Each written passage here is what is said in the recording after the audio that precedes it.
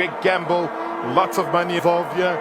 And especially when you look back, Mafa, at when the cup was first introduced in 1972, the total prize money was 7,500 Rand, and the winners back then took home a first prize of 2,500 Rand. Today, it's about R1 million.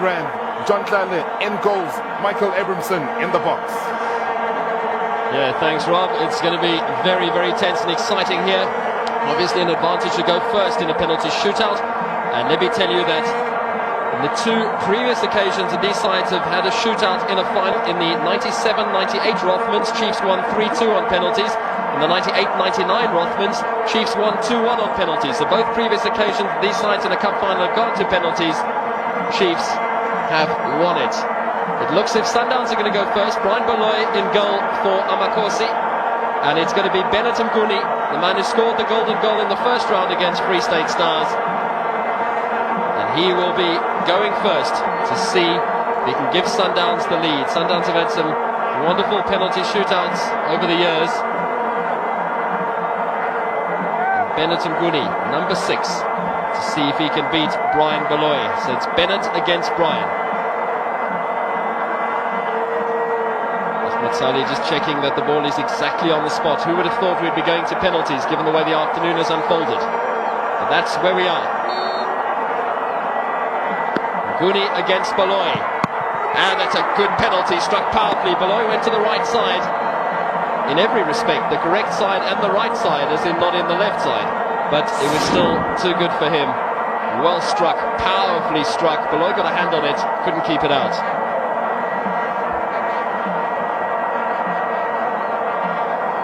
So, 1-0 to Sundowns. It's going to be Patrick Mabedi now for Chiefs, the captain, to see if he can beat John Ransi Klale.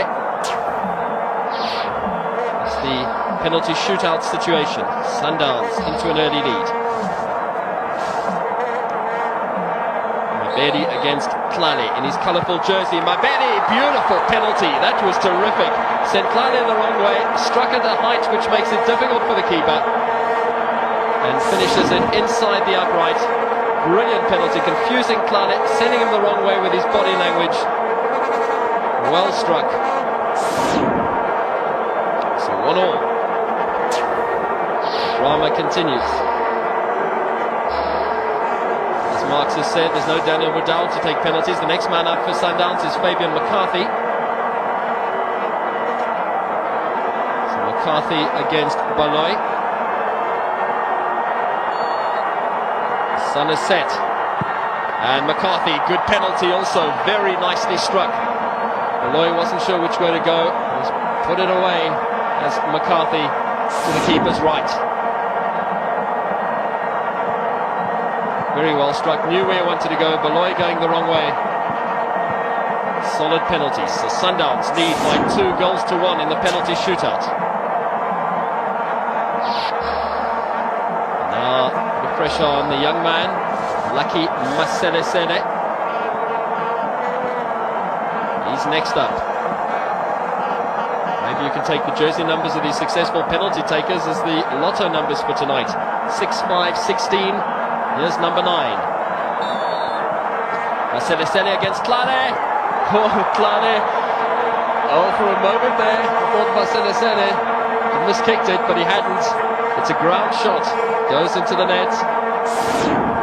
Matsali says to him, get back into the centre circle. Nicely done from young Maselesele. So it's 2-2, nobody's missed a penalty as yet.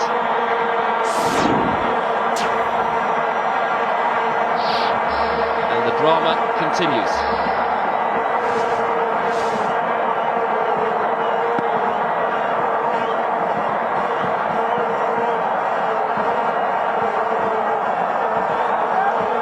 This is Gift Kampamba.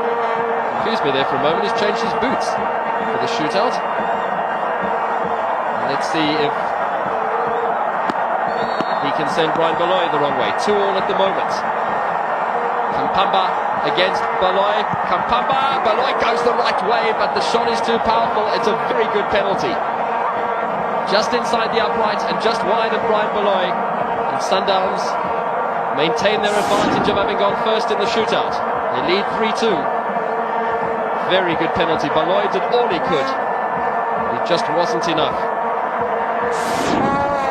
Of course, if it's level after 5 penalties apiece, it goes to sudden death in the shootout, as if we haven't had enough drama this afternoon. And write about 10 books on the way the afternoon has unfolded. It's been absolutely dramatic from beginning to end. This is Arthur Zwane. So Zwane against Tlale. Arthur Zwane. Oh, just about into the roof of the net. Well, the tension heightens. The coach is happy. The assistant coach is happy. The doctor's happy. And it's 3-all. Zwane leaning back to get elevation on the shot. It's actually a good penalty. He's put it comfortably into the top of the net. Tlale completely beaten. So it's 3-all.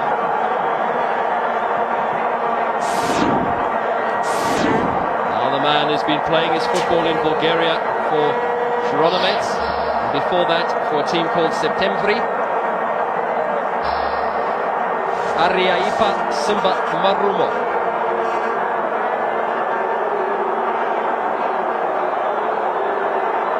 One dreadlock player against another. Marumo against Baloy. Marumo slots it very comfortably, calmly, and brilliantly into the bottom corner of Baloy's net. 4-3 Sundowns. Well taken penalty. Well, nobody dares to miss here, because one miss could well decide the shootout. The next man up for Chiefs is the man who came on as a late substitute in time added on, in extra time in fact, Nhlanhla Matebula.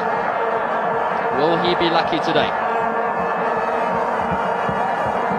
It's the man who's the second spell at Kaizer Chiefs, having played for African Wanderers, who were relegated last season together with Celtic. Matebula against Tlale. Tlale does all he can to try and confuse Matebula, but it's a very well taken penalty. And the men on the bench, the experienced men who played so many illustrious games in their career, Messrs. Kuze and Kumano, enjoyed that. 4-all. On and on we go. And still, as was the case from 3 o'clock this afternoon, it's now 5:45. We still don't know who's going to win the million. Lucky Kaba is going to have a chance now. See what he can do. He walks slowly, purposefully, concentrating, focused, trying to decide which way he's going to go. 4-all. One more kick apiece, and then it's into sudden death. So here goes Kaba. Oh, Baloy! I thought he'd made the save, but he hasn't. The ball hits the back of the net. And Sundowns know now that if Chiefs miss, they will be the BP Top 8 winners for the 3rd time in the history of this event. Kaba. It's off the upright in the end and in. But it's in. And that's what's important for the Brazilians. So the pressure, which has been building all day, will rest on Stanton Frederick. 9 ticks in a row. Will there be a 10th tick for the number 10? Stanton Fredericks, formerly of Wits University, had a spell in Switzerland with Grasshoppers. Can he beat Tlale? He does, and it's into sudden death. 5 penalty kicks apiece, and still we go on. And the afternoon is prolonged, and the tension for the fans is prolonged, and the notes are being made on the bench. I don't quite know what they're writing down. I don't think it matters what they write down now. It's 5-all. Fredericks, under tremendous pressure, has kept Chiefs alive. 10 ticks in a row. Now it's sudden death. It's a kick apiece, and whoever misses will know that the fate rest on their kick. It's Alex Bapela now for Sundowns.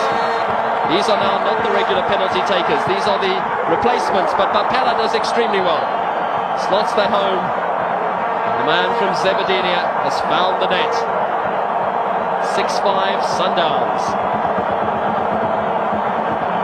Very well taken. Baloy again guessing right.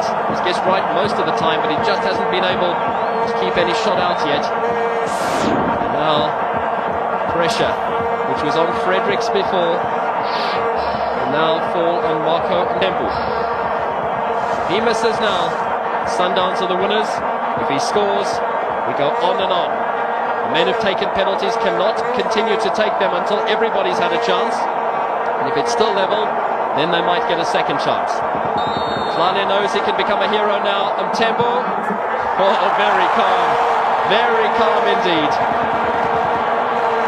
Marco Tembu had a spell in the United States a season or so ago. Is very calm as he puts this into the net. Flane goes the wrong way. It's 6-all. It could not be more level. 2-all after normal time, 2-all after extra time, no golden goal, and 6-all on penalties. Wherever you're watching this, we hope you're enjoying it as much as we are bringing it to you. It is thrilling cup football, and it's tension you can cut with a knife. The afternoon started with the sun bright in the sky.